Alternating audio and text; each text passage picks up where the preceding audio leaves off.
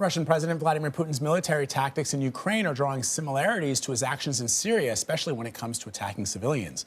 Putin sided with Syrian President Bashar al-Assad as the regime launched brutal attacks against opposition forces and used chemical weapons on its own people. Now, one of the eyewitnesses of these alleged war crimes is speaking out in his first U.S. TV interview. Catherine Herridge is here to break down her reporting this morning. Catherine, good to see you. Good morning. Well, good morning, Vlad and Anne-Marie. Our investigative team spoke exclusively with Syrian refugees who witnessed crimes against humanity. They fear for the Ukrainian people because they know what the Russian president did in their country. As a warning, the report is graphic and may be upsetting to some people. Russia's stepped-up attacks on civilians in Ukraine are now called war crimes by the State Department. And President Biden says responsibility lies with Vladimir Putin. The devastation that is occurring at the hands of a man who, I quite frankly, think is a war criminal. The bombing of this maternity hospital in Mariupol is not the first time Russian forces have targeted the most vulnerable. Vladimir Putin used the same playbook in Syria nearly a decade ago to keep President Bashar al-Assad, a longtime ally, also accused of war crimes, in power. Well, I think we have to recognize the critical role that Russia played in the crimes committed by the Assad regime, and crimes so horrendous that the UN stopped counting the dead at 400,000 7 years ago. Stephen Rapp, a former U.S. ambassador at large for war crimes, told us Putin's air campaign in 2016 kept Assad in control. When it looked like Assad was going to be overthrown by his own people, the Russians came all in and joined in the bombardment of hospitals and civilian neighborhoods. And now a new Syrian witness has come forward. Earlier this month on Capitol Hill, he shared his first-hand account of 2 mass graves in Syria. This is his first U.S. television interview. The regime is a tyrannical regime, and I fear for my family. Because of ongoing security threats, we agreed to shield his identity. He's known only as the Gravedigger. Twice a week, multiple trailer trucks would come, and each truck would have upwards of 100 to 400 or more bodies. That voice you're hearing is the Gravedigger's translator, Moaz Mustafa, who runs an advocacy group, the Syrian Emergency Task Force. They were tortured to death. You could see clearly the signs of torture on their bodies. You're describing a system of mass murder. Yes, absolutely. This was a systematic machinery of death. The Gravedigger pointed us to this site near the Syrian capital.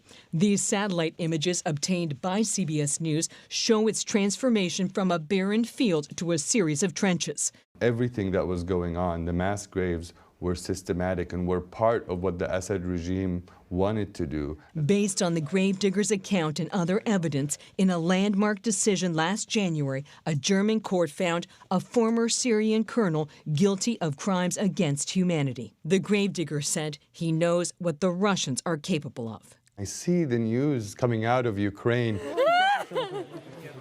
My heart hurts because I know what Russia has done in Ukraine, what it can do, because I know what it's done in Syria. What is the benefit of your power if you don't use it for good? Syrian refugee Omar al-Shogri blends in with his fellow undergrads at Georgetown University. You know, when I was in jail, I never thought I would make it out. Which is remarkable given this picture from 2015, after Omar spent 3 years in Syrian detention. Here you have like the cigarette burn. Omar described physical and emotional torture, telling us the regime kept meticulous records of the prisoners who died around him. I numbered hundreds of bodies, if not thousands of bodies. How do you emotionally survive that? This, human part of you disappears in order for you to survive. 7 years after his mother helped him escape from Syria, Omar is now an advocate for human rights. And last month, he reunited with his sister, showing us it's possible to thread the needle of despair and stitch together hope and purpose. I can cry for 100,000 years for what I went through. It wouldn't even be enough, right? But I am going to tell everyone, to tell the story of the Syrian people through me.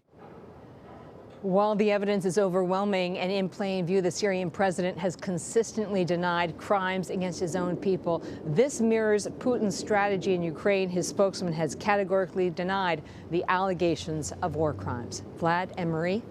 Listen, Catherine, just as an aside, I could see your reaction to Omar, and I encourage people to look him up because his story is unbelievable, and it's remarkable that he is able to share, but he really wants to share so people know just how brutal war is, particularly the war that he lived through. That being said, Catherine, what we are getting is that there are similarities between what we're seeing in Ukraine and what we're seeing in Syria, that it's part of a system. Can you break down the playbook? Well, when the Syrian president Bashar al-Assad was in danger of being overthrown by his own people about 7 years ago, his longtime ally, the Russian president Vladimir Putin, stepped in and brought his military playbook into play, and that included the targeting of civilians, the bombardment of hospitals, laying siege to major cities, and attacking humanitarian corridors that were meant to help refugees escape. And if that sounds familiar, it's because that is what we are seeing play out in Ukraine right now. And a former top U.S. war crimes investigator told us that Vladimir Putin concluded after Syria that he could kill his way out of almost any situation because the Syrian president maintains his control. Vlad Emery. Wow. Catherine, the trial in Germany earlier this year was a first in so many ways, but why did it take so long to get a conviction for crimes against humanity?